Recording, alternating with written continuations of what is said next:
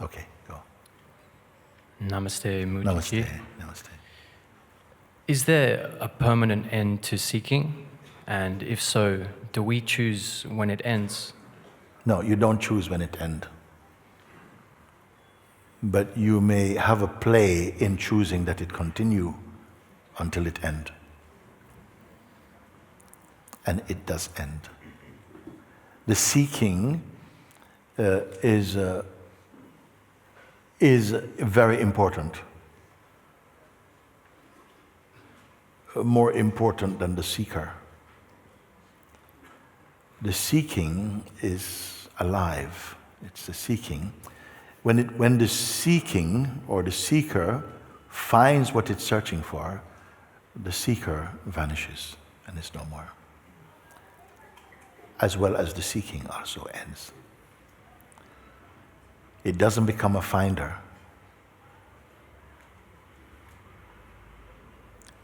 It simply becomes itself, which is not a seeker. A seeker is the instrument, the mode, the necessary urge that comes through grace when the self or the consciousness or the beingness has an urge to discover its own source.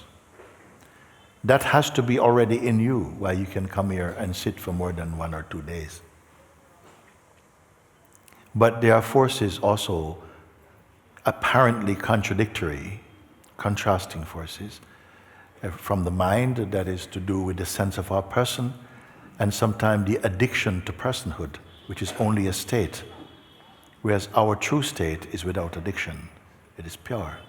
Does it come to an end? Yes, it comes to an end.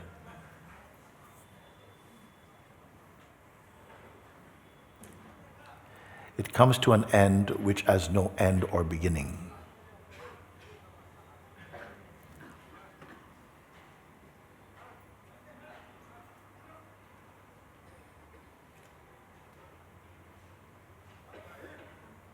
It can come to an end right here.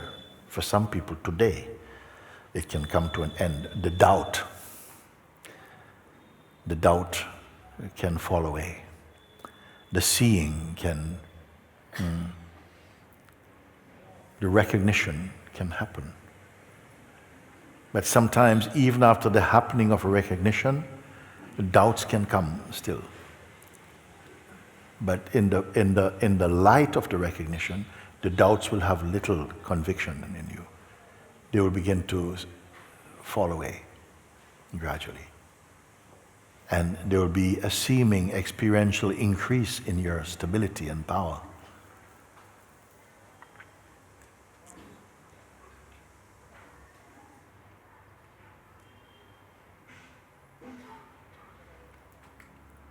I'm not speaking here about religion or even spirituality in a kind of just truth. So therefore everyone can understand, in fact.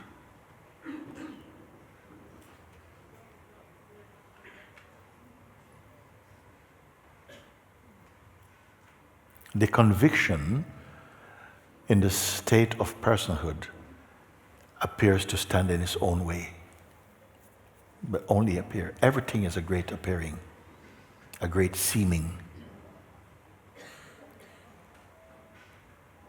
Say.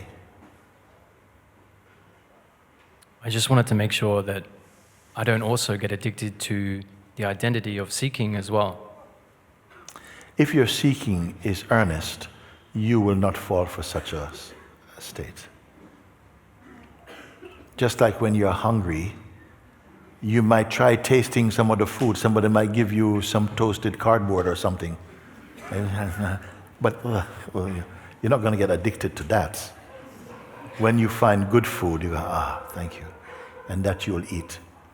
Don't worry, you will not become addicted to what is false. It's already enough of what is false brought you to the search for what is true.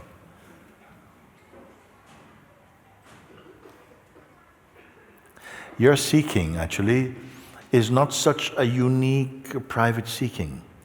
It's a movement from the entire universe. just like a wave. A wave cannot decide, guys, I think I'm going to go this way instead today. I'll catch you later. It cannot. Every movement of each wave has the total ocean behind it. Your wishing to wake up is a universal movement. It may sound huge or mean that you're not independent. Because we think in terms of personhood, you think you can be forgotten or overlooked. But even in the state of personhood, you're so totally enmeshed in the matrix of the cosmic manifestation. You cannot be forgotten. You forget yourself, but only by taking on a shape that we were compelled to, by the way. It's not, you didn't do anything wrong. All the beings, just like all the beings who live in the ocean are wet. All the beings who come into manifestation are conditioned for a while. Otherwise, the game could not happen. And the game is a game of transcendence, of looking and learning and paying attention. And sometimes moving very slowly, sometimes appearing to be stagnating, another time moving rapidly, another time totally beyond movement.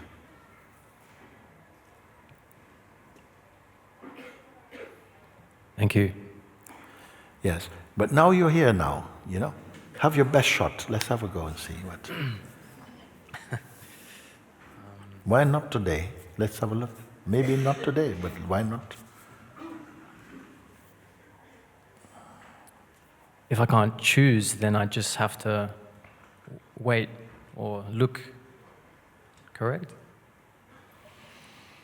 If I can't choose when it happens, I can only But even then to look is also choosing. You can call. Some urge is there, something inside you universally, some urge is there to look for this. Otherwise, there are so many things to see in our world that to look for that which cannot be seen with the eyes is a rare thing. Everybody's looking for something that they can hold and touch and smell and enjoy through the senses or the mind. But this you cannot. This is before all these things. If you remove all these things and the memory of them, that which remains cannot be removed, and it is always here. The invitation is to find that, to discover that. And it is not hidden and it's not hiding, but it appears hidden because we are living inside a mask that we take to be real. And your coming here is already an auspicious sign that masking concept is removable. That masking identity is removable.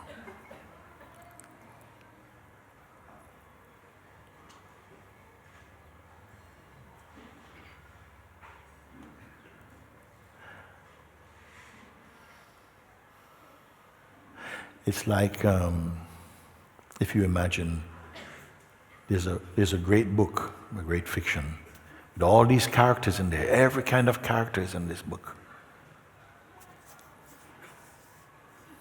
Do you think that, you imagine that these characters are planning a secret meeting to protest against the author without the author knowing? There is an awareness in you, that awareness, in which all things are visible, but only because you wish them to be visible, actually. When you lose interest in a thing, you don't even notice it. That's one of the most crippling thing that can happen in the mind, is when we lose, when it becomes insignificant for you, then you pay no attention to it. Presently, we give so much importance to our thoughts and feelings. We have to navigate through that because some are fine and some are not. And we must exercise your present level of discernment to find the right balance in some way. I don't want to work in that way. I want to show you easy way out. But you will only find if you are ready, and I assume you're ready to come here. But I don't say that you will not have challenges. And challenges are part of the play, a part of the climate in which you will wake up. We need them also to provide the necessary friction for the aspiration and the urge to be free of them. Hear and forget what I say, if you want.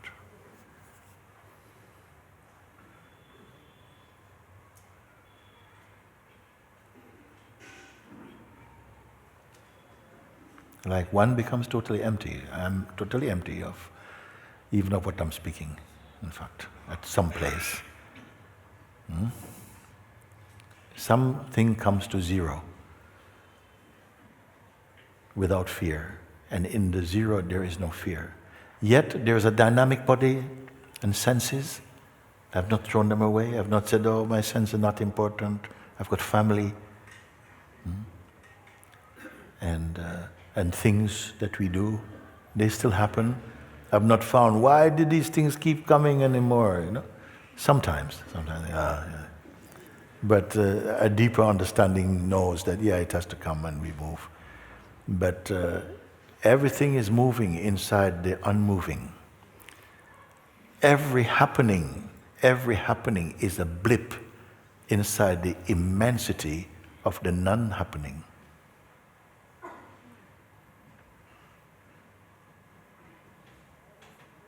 And there's no conflict, there's no contradiction, there's no opposition.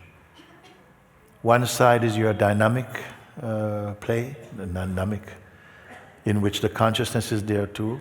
The nirguna is in the sirgun. It's all there.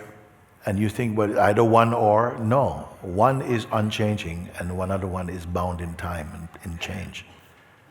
As long as the vital force, the breath and the body and consciousness is there, there'll be a sense of maturing.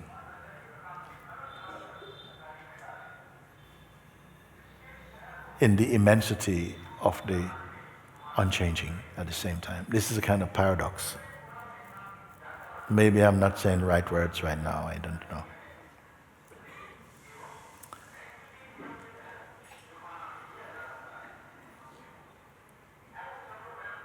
You listen to invitation in the morning? Somebody speak from this place. Speak from this what you discovered. As what you discovered, has it gone? Has it faded?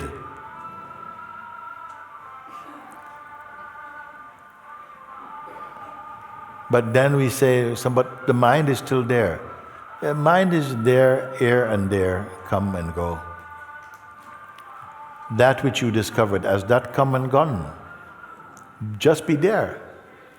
Then the mind come and go, that doesn't matter, mind come and go. Put more attention on that which doesn't come and go, and the comings and goings will not become so important to you. They become natural, you deal with it. We could finish right there. We could finish right there if you would accept it.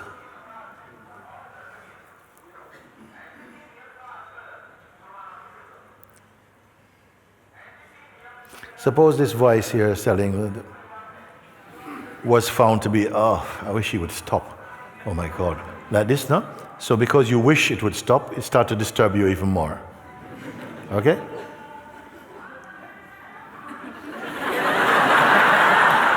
And then what happened? And then what happened now is, oh my God, like I was really listening to Mooji and then this guy, I said, wow. And we disturb ourselves like that all the time. But when you recognize that all of this is arising in the silence, then you're not troubled by it. You're not troubled by it.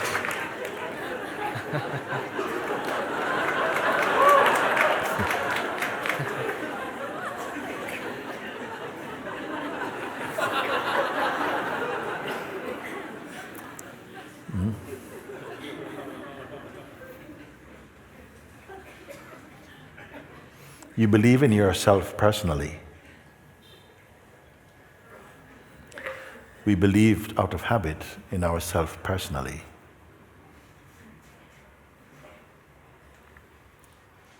And because of that, it appears to eclipse the immensity of the impersonal.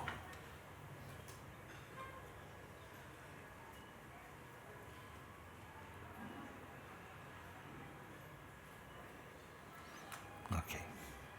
Thank you. Thank you.